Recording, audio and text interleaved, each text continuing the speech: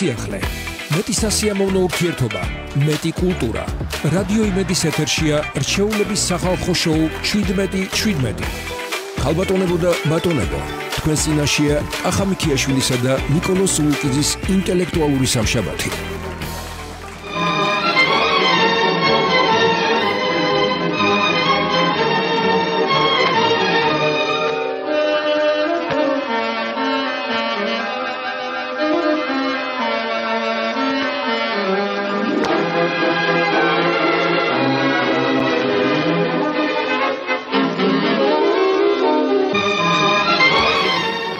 მშვიდობისა, ძვირფასო რადიო მსმენელებო, ამ ძალიან სასიამოვნო მუსიკალური ესე იგი ჟღერადობის ფონად მეც დიდი სიხარულით მოგესალმებით. კახა მიქიაშვილი ვარ, დღეს თქვენთან ერთად სამშაბათია ტრადიციულად მე გავატარებ ჩვენთვის გაკუთვნილ დროს თქვენთვის და შევეცდებით ტრადიციულად საინტერესო წარიმართოს დღევანდელი ეთერი.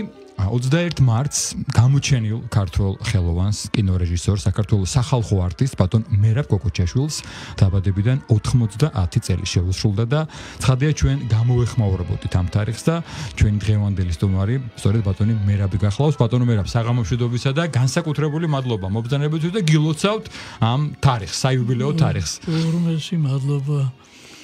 მიხარია რომ თქვენთან ერთად ვარ დღეს. ჩვენ ძალიან გვიხარია, ვიდრე ჩვენ დავიწყებთ საუბარს და მე მექნება რამდენიმე კითხვა.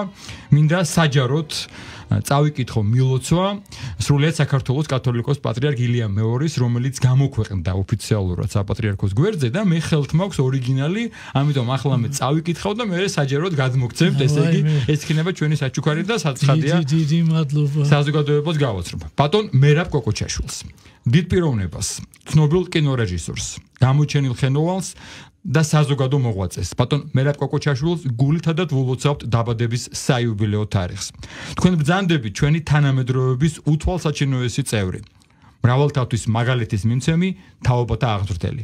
შევთხოვ უფალს, მოგანეჭოთ ჯანმრთელობა, დღეგრძელობა, კვლავაც ნათელი გონება და ძალა სადიდებლად ღვთისა და მსახურებად ქვეყნისა. ილია მეორე, სრულიად საქართველოს კათოლიკოს პატრიარქი, 21 მარტი 2025 წელი გილოცავთ და რაღა შეიძლება, როცა საქართველოს კათოლიკოს პატრიარქი ესე გილოცავთ, რაღა შეიძლება დავამატოთ და ალბათ ერთ-ერთი გამორჩეული საჩუქარი იქნება ეს თქვენთვის დარწმუნებული ვარ.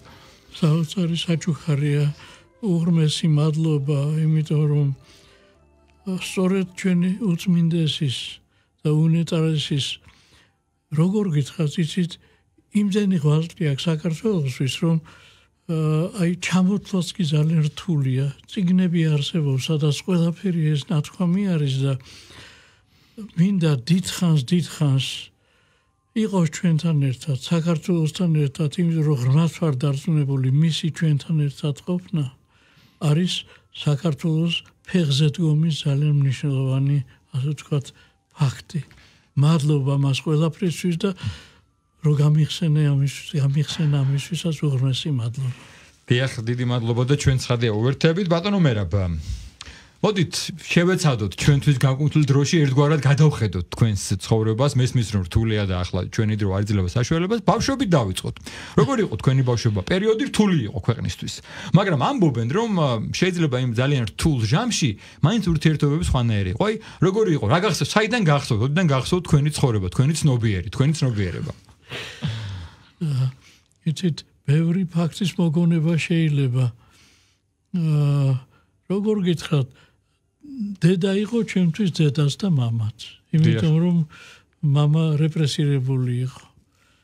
მაგრამ არ შეიძლება არ გავიხსენოთ ფაქტი, რომელიც ორივესთან არის დაკავშირებული. უკვე 13 წლის ვიყავი, როდესაც დედამ მითხრა, რომ შენ დიდი ხარ. ყველაფერი უნდა იცოდე. უნდა იცოდე, რომ მამა იმიტომ არ არის ჩვენთან, რომ ის რეპრესირებულია, არაფერში არ იყო დამნაშავე. უნდა იცოდე ისიც, რომ შენ დაგარქვეს სახელი ბიძა შენის, რომელიც ემიგრირებული იყო, იმიტომ რომ ქაქუცა ჩოლოყაშვილის გვერდზე იბრძოდა და მას დახრეტა ჰქონდა, ასე ვთქვათ, მისჯილი და ქაქუცამ გადაარჩინა. მასაც მერაბი ერქვა და შენს მერაბი ქვია, იცოდე. უნდა იცოდე ისიც, რომ მამამ როდესაც შენ დაიბადე თქვა რომ ყველამ თქვეს რომ რა დავარქვათ მამამ თქვა დაწერეთ ყველამ რაც გინდათ სახელები მე ქუჩი ჩავყრი ამას ამოვიღებ და რა შემთხვევის პრინციპით ამოვიდა მერაბი აი როგორ რა შემთხვევა ეს არის საინტერესო საოცრებად ბებია ნინო ჭავჭავაძე ჩემი ბებია ოცნებობდა ჩემ ბიძასთან მერაბთან ასე ვთქვათ წერილს ან რამეს არაფერს არ ატყობინებ საბჭოს ისე არ მოხსენებოდ რა ხდებოდა მაშინ ჩაგეტილია ყველაფერი და აი მაშინ როდესაც დაწერეს ყველა სახელები და მამამ მომუიღო წაიკითხა თქვა რომ მერაბია მერაბი უნდა დავარქვათ მას დედამ მითხრა იცოდე მამამ ყველა ფურცელზე დაწერა სახელი მერაბი იმისთვის რომ ბებია ჭავჭავაძე გაიხარა რა საოცარი ფაქტია აი ასეთი ფაქტი ისე რომ აი როდესაც ჩემ ბავშვობას იმას ვიხსენებ ყოველთვის ვიხსენებ რა მიმოქმედა რა დამამახსოვდა და რახანაც დამამახსოვდა ესე იგი ეს ყოფილა ჩემთვის ნიშნულოვანი პროფესიას როგორ დაუკავშირეთ ბატონო მერაბ თავიდანვე აი უკვე ამასაკიდან ფიქრობდით რომ ხელოვნებას კინოს რამ განაპირობა თქვენი კინოსთან დამოკიდებულება არა უკვე საკმაოდ მოზრდილი ვიყავ იცით ყველაფერი დაიწყო ცოტა ადრე იმიტომ რომ გადამიღეს იმ ფილმში გიორგი სააკაძე თუმცა იქ 6 წლის ვიყავი და 6 წლის ამიტომ მაინც ამას ესეთი გადამწყვეტი როლი არ უთამაშია მაგრამ გახსოვთ ეს მომენტი როგორ არ მახსოვს ფოტოებიც მაგ გადაღებული ყველაფერი იმ პერიოდის მახსოვს ძალიან კარგად თუმცა უფრო მეტად მახსოვს იარაღი ფარხმალი ფარიკაობა აკაკი ხურავასთან როგორია ფარიკაობა და მახსოვს ცხენი პირველად რომ შემსვეს და რა ვიცი ჯირითი და ყველაფერი ეს მაგრამ ყველაფერი გაცილებით გვიან დაიწყო ეს უკვე 40-იანი წლების ბოლოსკენ და კეთო და კოტე გამოვიდა მაშინ კინოთეატრებში და პარალელურად სხვა ფილმებს ჩვენ არ გაჩვენებდნენ საბჭოთა პერიოდი იყო ისეთ მნიშვნელოვან კლასიკურ ფილმებს მაგრამ იტალიური ნეორეალიზმის ფილმები ჩვენ გვაჩვენეს მაშინ აი მაშინ იყო რომ ველოსიპედის გამტაცებლები და ეს ფილმები იმოქმედა საოცრად ჩემზე და აი მაშინ დავინტერესდი და მანამდე თუ ასე ვთქვათ მაინც არ ვსწავლობდი ისე ვთქვი რომ უნდა ვისწავლო სხვა გამოსავალი არ არის სხვანაირად არ მივიღებინი აი ასე იყო ყველაფერი და კინო აირჩიეთ თავიდანვე ავირჩიე კინო იმიტომ რომ აი კიდევ ვიმეორებ ამ იტალიურმა ფილმებმა გავლენა მოახდინა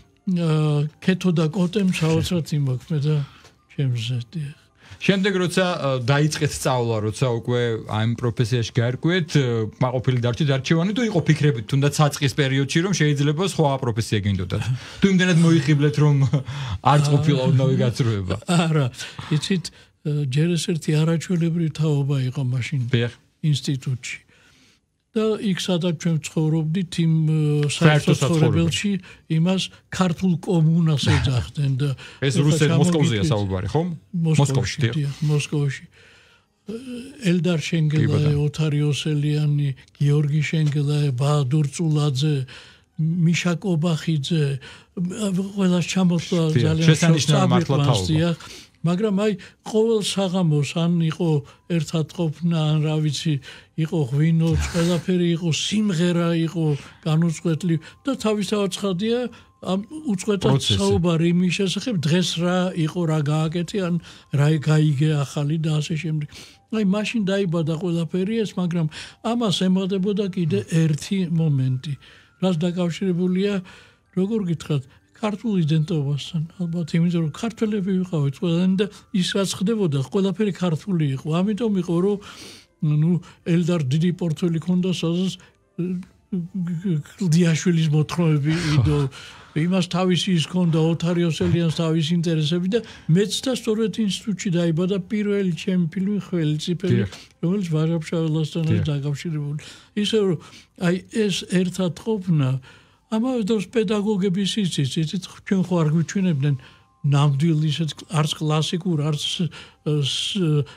ისეთი სამაყურებლო ფილმებს არ კარგს არ გვიჩვენებდნენ პედაგოგები წაგჩურჩულებდნენ ხოლმე ჩვენ რომ დღეს ჩვენ უნდა გვაჩვენონ პროფესორებს ესა და ეს ფილმიო და შეიპარე დარბაზში დადექი ფარდის უკან ჩუმად კი როცა ჩაქრება შუქი გამოძვერი და ნახე რა პერიოდი იყო თქვენ ჩამოთვალეთ ბატონ მერაბ თქვენც მათ შორის 60-ნელთა თაობას გიწოდებენ ქართულ კინოში რომლებმაც სრულად ახალი სიტყვა ახალი ესთეტიკა შემოიტანენ და ქართული კინო კიდევ უფრო გაამდიდრეთ აი ეს თაობა რას ფიქრობთ რამ განაპირობა ცხადია ეს ინდივიდუალური ნიჭი ხედვა მაგრამ რაღაცა დროც იყო ესეთი რომ სწორედ აი თქვენ მოხვედით და კინოში კიდე ახალი სუნთქვა შემოიტანეთ ქართულ კინოზე მოგსაუბარი ცხადია არა რას ფიქრობთ აი რა იყო ეს რა პერიოდი და რა მოვლენაა ქართული კინოსთვის? შევეცდები ორი სიტყვით რო გითხრათ.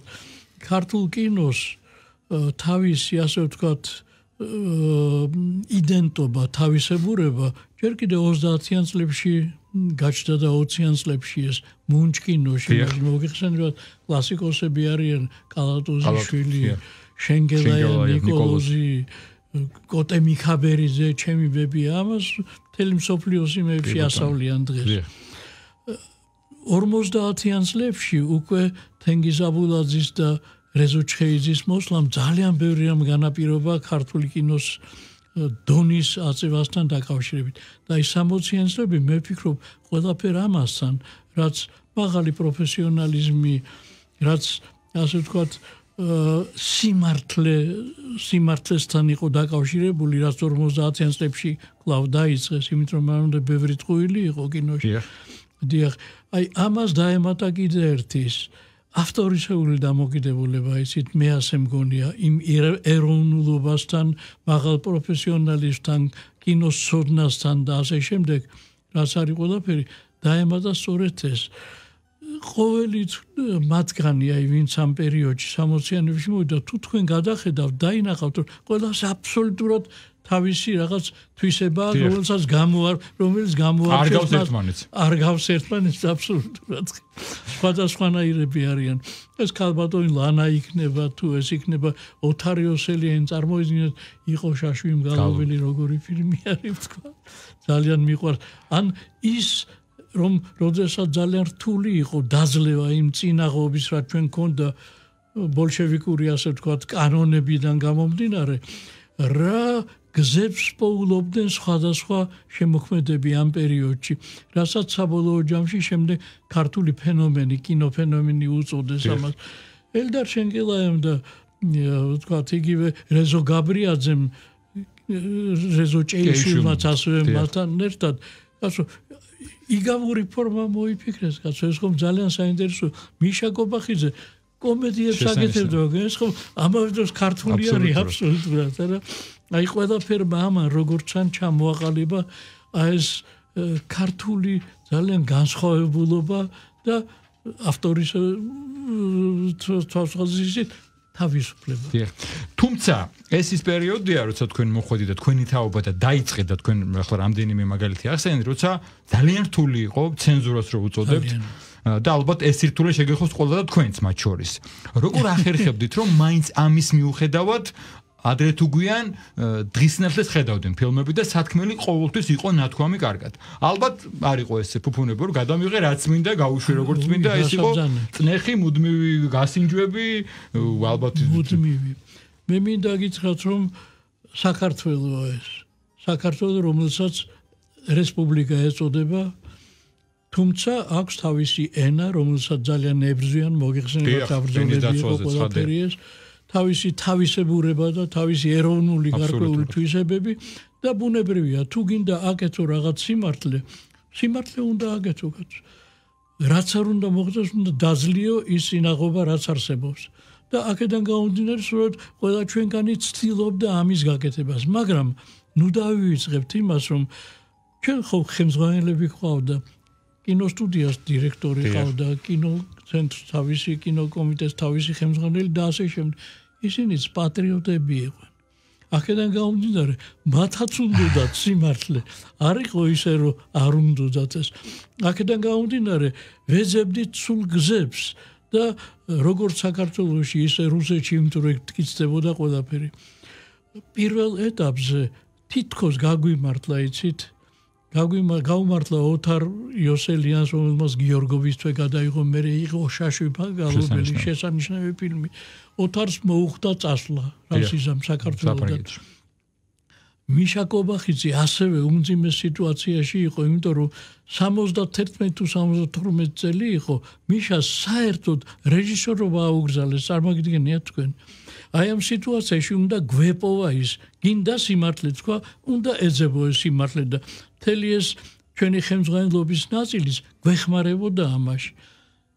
მოვახერხეთ, ასე ვთქვათ, იმის თქმა, რა ჩვენ გვაწუხებდა, თუმცა კიდევ ვიმეორებ, ვეძებდით სხვადასხვა ხრელებს, იმას, ამას, ხანდახან პირდაპირ მივდიოდით იმაზე, რომ ხდებოდა და იყვნენ ადამიანები, გარდა ყველაფრისა, შემოქმედები, რომლებიც ძალიან გვეშველებოდნენ. მაგალითად, დიდი მწვანებელი, ალბათ საერთოდ ეკრანზეც არ გაუშვებდნენ, რომ არ ყოფილიყო სერგო ზაქარიაძე, რომელიც მაშინ უკვე ლენინური პრემიის ლაურეატი იყო, ჯარისკაცი მამაში იყო. და როდესაც ცეკაში იყო ამ ფილმის განხილვა და გაგვანადგურეს პრინციპში, ამ დროს შემოვიდა და თურმე ის ცეკას წევრი ყოფილა, ვინაიდან ასე დიდი რომ მოისმინა ეს მან თქვა, რომ რას აბრძანებთ? მაშინ მოდით, ნუ გადავიღებთო და ნურც დავდგამთო თეატრებშიო, შეექსპირს, შილერსო, იმიტომ რომ დრამატულობას ებრძოდნენ გმირის დოდო აბაშიძის და ასე შემდეგ. გაანადგურა სერგო ზაქარიაძემ და 2 დღით ფილმი გაუშვეს ეკრანებზე, 2 დღეში რეცენზია დაიწერა. გახმაურება მოყვა, დიახ. დიდი ხანი ქონდა პაუზა ამ ფილმს, ხო? დიდწვანებელს. შემდეგ 7 თუ 8 წელი ქონდა პაუზა, მაგრამ მე იძულებითი პაუზა ცხადია. იძულებითი პაუზა, შემდეგ გერმანელებმა უცაბედად ნახეს და მოაწყეს ქართული კინოს დღეები. ეს სრულიად მიუღებელი იყო იმ პერიოდში, იმიტომ რომ საბჭოთა კინოს დღეები არსებობდა, მათ შორის იყო ქართული ფილმების და აქ დამოუკიდებლად ქართული კინოს დღეები. ეს უაღრესად მნიშვნელოვანი ფაქტი იყო მთლიანად ქართული კინოს განვითარებისთვის და ამის შემდეგ ჟურნალებშიც და სხვადასხვა სტატიებშიც შეიძლება ითქვას, რომ ცოტა მოგვეშნენ და ამასობაში შევარდნაძეს მოვიდა, რომელიც განსხვავებული დამოკიდებულება ჰქონდა და ძალიან იცავდა ქართულ კინოს. საშუალებას მეც გაძლევდათ, ხო, როგორც ვიცი. და მაგალითად მე ვიცი ნატრის ხე, მაგალითად შევარდნაძის დამსახურებაა, რომ გავიდა. რასაკვირველია, სწორედ აი იმის შემდეგ, რაც ქართულ ენას ასე გვერდში დაუდგა მთელი საქართველო, სტუდენტობა და 78 წელი იყო, როდესაც შევარდნაძემ თქვა, რომ სახელმწიფო ენა საქართველოში არის ქართული ენა, ამის შემდეგ ვერ წარმოიდგინეთ, როგორი ნახტომი იყო წინ. ელდარ შენგელაემ ცისფერი მთები გადაიღო, ცისფერი მთები სადაც ლაპარაკი იმაზე, როგორ ინგრევა საბჭოთა შენობა და საბჭოთი. თენგიზ აბულაძემ მონანიება გადაიღო და მე მაშინ სწორედ ვერ ვიყავი თლად კარგად გულის ისინი მქონდა, რომ ყველაფერს მიგზავნდნენ, როგორ გითხრათ. რუსებმა მაგალითად ესე სასილო ისტორია არის. როდესაც მოსკოვში ვაბარებდი ფილმს სახელწოდებით ასე იყო ნოდარ დუმბაძის მოთხრობის მიხედვით იყო გადაღებული გზამშვიდობისა ჯაყო. ესეთი საზღვარზე ხდებოდა ამბავი და გენერლები დავინახე, კაცო, რედაქტორები კი არა, გენერლების ხედან მიღებისას. ისმოდა ერთი სიტყვა, უბრაც 20 წუთია მოიღეს ფილმიდან, წარმოიდგინეთ თქვენ რაღა დარჩებოდა, როგორ დარჩებოდა, მაშინ ცუდად ვიყავი, აი სწორედ იმ ამბავმა, რომ საქართველოს ენა არის ქართული ენა, სახელმწიფო ენა, მომირჩა ყველა. ამის შემდეგ იყო, რომ გზამშვიდობის გადავიღე უკვე ცხელი ზაფხულის 3 დღე, სადაც სწორედ აი თქვენ არქეოლოგიის ერთგვარი ტრილოგიაც გააკეთეთ თქვენი ფილმების თქვენ. იცით, ტრილოგია გამოვიდა საბოლოო ჯამში, ესე იგი, ეს ცხელი ზაფხულის 3 დღე, ნუცა სკოლა და ახლანდელი ფილმი. აი ბოლოს ტერცო მონდა. სანამ მივალთ ბოლო ფილმზე, როცა თქვენ ბრძანებდით აი ამ პერიოდზე, სადაც საშინლად ერეოდა ცენზურა და თქვენ ბრძანებთ, რომ ცუდად კი ვიყავიჭრიდან, მაგრამ ვიცი, რომ გვისაუბრეთ ჩვენ ამაზე სხვა რეჟისორებსაც, რომ როცა იწყებდით თქვენ ფილმზე მუშაობას, გარკვეულად ვიზავთ, რომ იქნებოდა ცენზურა და იქნებოდა მკაცრი ხელიც. მაგრამ მაინც აკეთებდით. აი რა იყოს ეს არის ის ხელოვანის ის თვისება რის გამოც მას უნდა კინორეჟისორობა და ცხადია არ დებდება რეჟიმს მე მგონი და მაინც გაგქონდათ მეტიც არის საქმე იმაშია რომ ალბათ ცხოვრებაში ან უნდა აკეთო სიმართლე ან არ უნდა აკეთო არაფერი უნდა აკეთო ზია აი ამ ჩვენ თაობისთვის რომლებიც ერთად ვიზრდით და კომუნა გქონდა მოსკოვში ასე ვთქვათ ჩვენ ვიცოდით რომ ის თუ გინდა ბედნიერი იყო უნდა სიმართლე აკეთო უნდა აკეთო ის რაც შენ არ შეგიძლია არ აკეთო ამის გარეშე დიახ ამის გარეშე არ შეგიძლია და აი ვფიქრობ რომ ეს თაობა თქვენ შეძენით ეს გადასარევად ჩვენ ვახსენეთ ტრილოგია ნუცასკოლა ასევე ძალიან კარგი ფილმი და ესეთ გარდამავალ პერიოდში 90-იანებიდან 2000-ში როცა კიდე იცვლებოდა ქვეყანა და ბოლო ფილმი რომელიც ამ ეტაპისთვის ბოლო იმედია კიდე გაგვახარ მხატვრულ ფილმს გულისხმობ რომლის ჩვენებად შედგა და საპრემიერო ჩვენებას ველოდებით ყველა აი ესეც როდის დაიწყეთ და თუ შეგიძლიათ მოკლედ გითხრათ რას გვიყვება ეს ფილმი რას გვეუბნება დღეს სხვა დროა სხვა პერიოდია სხვა სიტუაციაა ცხადია არ არის ის როცა იღებდით დიდწვანეულს ან იგივე იმ ფილმებს რომელსაც ახლა ვისაუბრეთ ხო მაგრამ სათქმელი ყოველთვის არის რასაკვირველია საქმე იმაშია რომ მოთხრობა რომელიც აკამორჩილაძის მოთხრობა არის დაწერილია ის მე გავეცანი ჯერ კიდე 2000 წლების პირველ ათწლეულში და დაუკავშირდი და იმ მოთხრობის საფუძველზე სცენარი გავაკეთე უკვე აკამორჩილაძე იქ ფიქრობდა იმას რაც დღეს ხდება საქართველოში თუ შეიძლება ასე ითქვას რო გადამეღო ეს ფილმი თქვა 10 წლით ადრე და დაწერილი მქონდა უკვე სცენარი იმ პერიოდში არ დაამტკიცეს. რამოდენიმე წლის განმავლობაში ეს შეიძლება წინასწმაც ყოფილიყო. დღეს ეს უკვე რეალური ამბავია, რაც ჩვენ თვალწინ ხდება. რა არის იქ საფუძველთა საფუძველი ორი სიტყვით შემიძლია გითხრათ ეს საქმე იმაშია რომ მეც ვფიქრობ ისე როგორც თქვენს და გვინდა რომ ვიფიქროთ ქართველები ნიჭიერები არიან.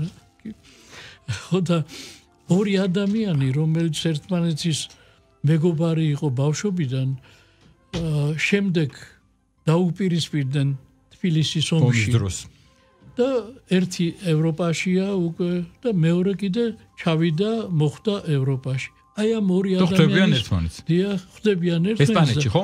არა ეს სცენარში ხან ესპანეთში იყო ხან იტალიაში რა გადაწყდა ასე ვიდოდ საბოლოოდ გადასცა გერმანიაში ხო იმიტომ რომ გერმანიაში მოხდეს გადაღების უფლება სადაც მოხდეს გადაღების უფლება იქ შეხვდნენ ერთმანეთს დიახ ხოდა აი ეს ორი ადამიანი ისე ატარებს იმ დროს მართალია ეს ყველაფერი არის გათამაშება იმ ევროპაში ყოფილმა იმან გათამაშება მოუწყო ხუმრობა ასეთი თავის მეგობარს ისე ატარებენ რომ თვითონაც უხარია და გარშემო ყველას ახარებენ ბედნიერები არიან როგორც კი დგება ეჭვის და დაპირისპირების ისეთი მომენტი ისე დაპირისპირებაში გადადიან რასაც დღესაც ხედავთ და რის გარეშე როგორც ჩანს ქართველებს ძალიან უჭირს არსებობა აი ეს დაპირისპირება ბოლოს და ბოლოს იქამდე მიდის რომ ორივე ხვდებიან რომ იდიოტები არიან მაპატიეთ რომ ესეც ეძახიან რომ იდიოტი ვარ მეო იმიტომ რომ ერთ-ერთ შეყვარებული ბრმატყვით დაეღუათ მათ ხო და აი ასე ორივე ამბობს რომ იდიოტი ვარ იდიოტი არ მინდა რომ ასე ვიფიქროთ ჩვენ ქართველებმა და ამას ეს კი იმას ნიშნავს რომ მაშინ ჩვენ უნდა მოусმინოთ ერთმანეთს, გავუგოთ ერთმანეთს და მოვნახოთ ის ყველაზე სწორი გზა, ჭეშმარიტება. ვერ მივხვდები ჭეშმარიტებას, მაგრამ თუნდაც რაღაც გზა ვეძებოთ, რომელიც ჩვენ მიგვიყვანს სწორ გადაწყვეტამდე. რის გარეშე საქართველოს ძალიან გაუჭირდება სულ მოკლე ხანში. კი, და ამის მაგალითებს უკვე ვხედავთ. ბატონო მერაბ და როდისთვის შეიძლება რომ ეს ფილმი უკვე ჩვენ ნახოთ როგორც ის ჩვენება იყო გასულ წელს შიდა ჩვენება. ძალიან მინდა რომ იყოს ასეთი ჩვენება საქართველოში, როგორც ჩანს მალე იქნება, იმიტომ რომ ჩვენმა პროდიუსერმა ჯერ უცხოეთში წაიღო, იქ უჩვენა, ვნახოთ სად შეიძლება მოხდეს და პარალელურად უკვე ფიქრობს რომ საქართველოში იქნება ეს ნაჩვენები. კეთილი, ჩვენ ცოტა ხნით შევისვენოთ დაუთმო დროს საინფორმაციოს და დავბრუნდები ძალიან მალე და ცოტა ხანი კიდე გთხოვთ რომ ჩვენთან იყოთ. ბრუნდებით პირდაპირ ეთერში ძვირფასო რადიო მსმენელებო და მე შეგახსენებთ რომ ჩვენი სტუმარი დღეს გახლავთ შესანიშნავი ქართველი კინოხელოვანი ბატონი მერაბ კოკოჩაშვილი რომელსაც საიუბილეო დღეები აქვს და ჩვენ სწორედ მასთან ვსაუბრობთ ბატონო მერაბ კიდევ ერთხელ მადლობა ჩვენ პირველ ბლოკში გარკვეულწილად თქვენს შემოქმედებას შევეხეთ მხატვრულ ნაწილში თუმცა ცალკე სასაუბრო თემაა თქვენი დოკუმენტური ფილმები აბსოლუტურად რომელიც მე ვფიქრობ რომ ძალიან დიდი საჩუქარი და საგანძურია ჩვენი ქვეყნისთვის იმიტომ რომ ისეთ პიროვნებები ისეთ ხალხზეა ეს საუბრები და მართლაც აი შეგიძლიათ რომ ერთი მე ნანახი მაქვს რამდენიმე ერთი მხრივ როგორც ხელოვნების შემოქმედებით ესე იგი ამ ნიჭი დატკბე მეორე მხრივ მეტად საინფორმაციო შემეცნებით რაც დოკუმენტური ფილმის ერთგვარი გზა არის აი როდის შეეხეთ დოკუმენტურ ფილმებს და ამ ეტაპზე თვითონ რომ მუშაობთ კვლავ და გრძელდება ეს სერიები დიახ თუ დოკუმენტური ფილმების გადაღების საწყისზე არის ლაპარაკი ეს ყველაფერი 80-იან წლების დასაწყისში მოხდა თუმცა მანამდეც როდესაც მთაში მიხდებოდა სიარული რაღაც მხატვრული ფილმის გადაღებისას მაშინაც მწერალებზე ასვლისას იყო გადაღებული ფილმები აი პირველი ფილმი იყო ფილმი გზა ეს 5-სერიანი ფილმია საქართველოს ისტორიაზე და ფილმი დაკავშირებული იყო გურამ პატარაიასთან, ისეთ გურამ პატარაია მოგეხსენება საზღვარგარეთ ქართულ ძეგლებს იღებდა და საოცარი საგანძური დაგვიტოვა. საგანძური დიახ. გურამი ვერ იყო კარგად. დიახ. ავად იყო. მე ვეწვია მას სავანტყოფოში მივედი მის ანახავად მოსკოვში იწვა სავანტყოფოში და გურამმა მითხრა ძალიან სუსტად იყო რომ იცოდე მე უნდა გადამეღო ფილმი საქართველოს ისტორიაზე, მე ამას ვეღარ მოვასწრებ. შენ უნდა გადაიღო და ასე ვთქვათ, მემკვიდრეობა დამიტოვა ეს. ანდერძივით დაგიტოვოთ, ხო? ანდერძი იყო ეს ყველაფერი. და რა ვიცი, გადავიღეთ ეს ფილმი და ფიქრობ მართლა ერთ-ერთი მოცულობითი ფილმია, რომელიც 5 სერია არის და რუსეთის ასე ვთქვათ მიერ საქართველოში შემოსვლის გასაბჭოებამდე არა მანამდე ჯერ კიდევ შემდეგ იქამდე არის ყველაფერი იმის შემდეგ ძალიან რთული იყო სიმართლის თქმა და აქედან შევთანხმდით ჩვენ ხელმძღვანელობასთან ტელევიზიის რომ ამის იქით აღარ გადავიდოთ, შევჩერდებოდით. დამიჯერეს და გავაკეთეთ. დიახ. ეს იყო პირველი ფილმი. შემდეგ იმდენად საინტერესო იყო აღმოჩნდა ეს ჩემთვის, რომ გადავიღე ფილმი, კიდევ რამოდენიმე დოკუმენტური ფილმი და მათ შორის ჩემთვის ძალიან ძვირფასი არის ქართულ მრავალხმიანობაზე. ფენომენი ასე ქვია ფილმს, იმიტომ რომ მართლა ფენომენალურია ქართული მრავალხმიანობა და საეკლესიო მრავალხმიანობა ყველაფერი ეს. აი ამას მოყვა შემდეგ ინტერესი რომელიც განსაკუთრებით პერიოდში როდესაც საქართველოში შესაძლებლობა აღარ იყო ფილმების გადაღების იყო მძიმე პერიოდი საერთოდ ფული არ ქონდა ქვეყანას და მაშინ უცხოელების მიერ მაგალითად ქართველები ისრაელში ქართველი ებრაელების შესახებ ეგვიპტეში გადაღება მამლუქების შესახებ და ასე შემდეგ და აი ამას მოყვა ჩემ სტუდენტებთან ერთად ერთ-ერთ საუბარში მათქვეს რომ კაცო უნივერსიტეტში ვსწავლობდა უნივერსიტეტზე არ უნდა გადავიღოთ ერთი ფილმი უნდა გადავიღოთ და დავიწყეთ უნივერსიტეტში ციკლი დიახ ამის ამ ციკლის გადაღება უკვე 11 ფილმია გადაღებული 2 ფილმი და ვფიქრობ რომ ყველაფერი უკვე და აქ კიდევ ერთი თქვენი მე ვფიქრობ ჩემი ძალიან რიგითი მოგზალებული მაყურებლის ერთგვარი კომპლიმენტი მინდა გითხრათ შესანიშნავი მთხრობელი აღმოჩნდით. აი მართლა შესანიშნავი, იმიტომ რომ ნუ აი მე ივანე ჯავახიშვილზე მაქვს ნანახი რომ ნუ აი შესანიშნავი, იმიტომ რომ ძალიან მნიშვნელოვანია ვინ გიყვება და როგორ და აი ყოველგვარი იმის გარეშე რომ ახლა თქვენ სტუმარი ხართ იუბილე გაქვთ და გულწრფელი ჩემი ერთგვარი კათინაური შესანიშნავი მთხრობელი აღმოჩნდა და გრძელდება ესე იგი ჩვენ კიდე გველოდება ხომ? კიდე 2 ფილმი იქნება უკვე ამას პირველი არხი აკეთებს საზოგადოებრივი ტელევიზია და დიდი მადლობა მათ რომ ეს ასე ვთქვათ სტუდენტური იდეა გადაიზარდა უკვე.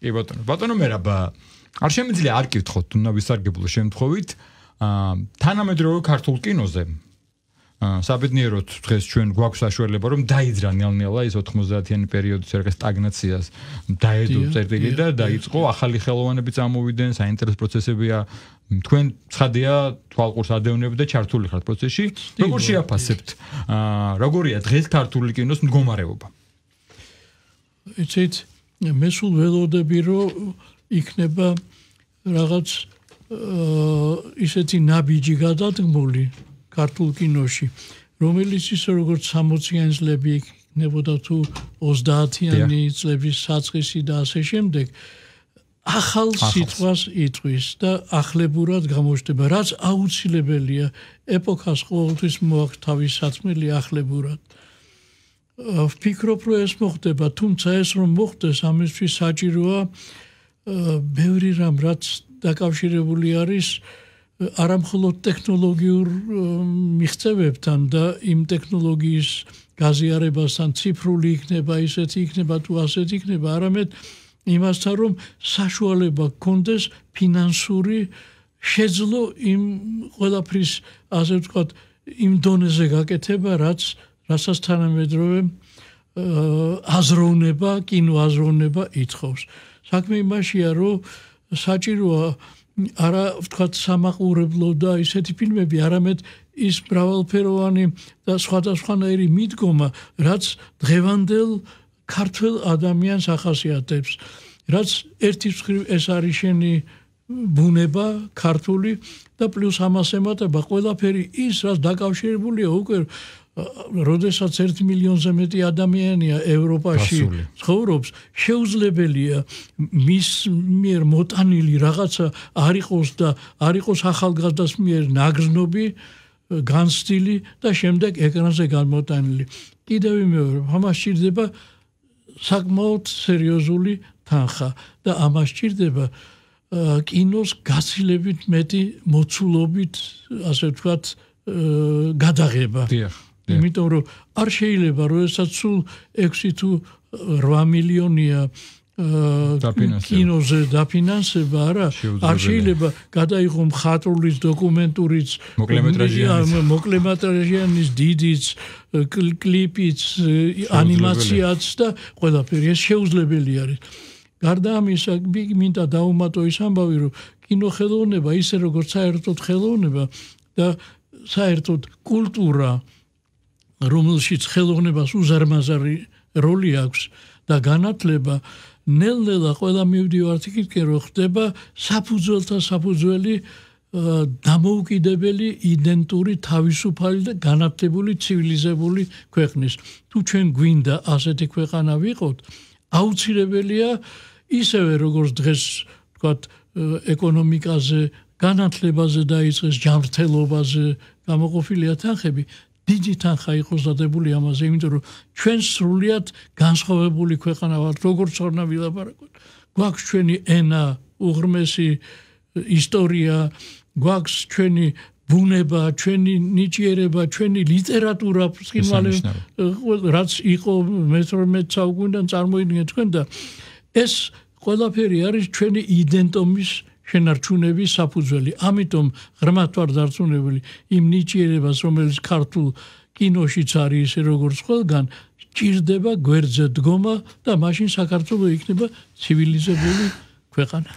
ჩვენც ამის იმედზე ვარ და ბოლოს უნდა აღვნიშნო აუცილებლად რომ აი თქვენ საიუბილეო თარიღზე ხელოვნების სასახლეში შედგა შეხვედრა გამოფენა გაიხსნა სადაც აფიშები და თქვენთან დაკავშირებული ნიუტები და თუ არ ვწდები თქვენი ჩანაწერები თუ მოგონებების კრებულიც გამოვიდა ჯერ არა მაგრამ გამოვა და ეს იქნება ერთ-ერთი მემუარები და ჩანამეგონებები თქვენი თუ აი რა შევა ძირითადად ეს მაინც ფილმებთან არის დაკავშირებული და რამ ჩამოაყალიბა ის რომ ფილმებამდე მივედი ეს არის და ბოლოს ერთ ესეთი კითხვა მინდა დაგიცვათ ბატონო მერაბ აი ამ თქვენს ცხოვრებაში თქვენ დაიწყეთ დედით დაიწყეთ გაიხსენეთ რამდენიმე მომენტი როცა დედამ გითხრათ აი რომ ფიქრობთ რომ გადახედავთ ვინ არის ერთი ან რამდენიმე ადამიანი ვისაც თქვენ ემადლიერებით და განსაკუთრებული როლი ითამაშეთ თქვენს ცხოვრებაში თქვენს ჩამოყალიბებაში ვინ მოდის პირველი ამ კითხვაში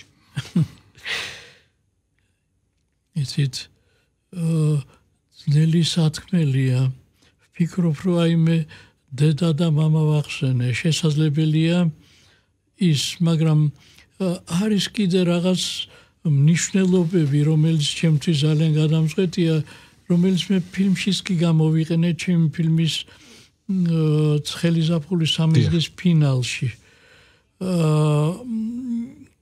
ადამიანი ბოლომდე უნდა დაიხარჯოს. ამ პრინციპით ვცდილობდი მეცხოვრა და იმ გმირს სწორედ ეს ასე მიმართეს.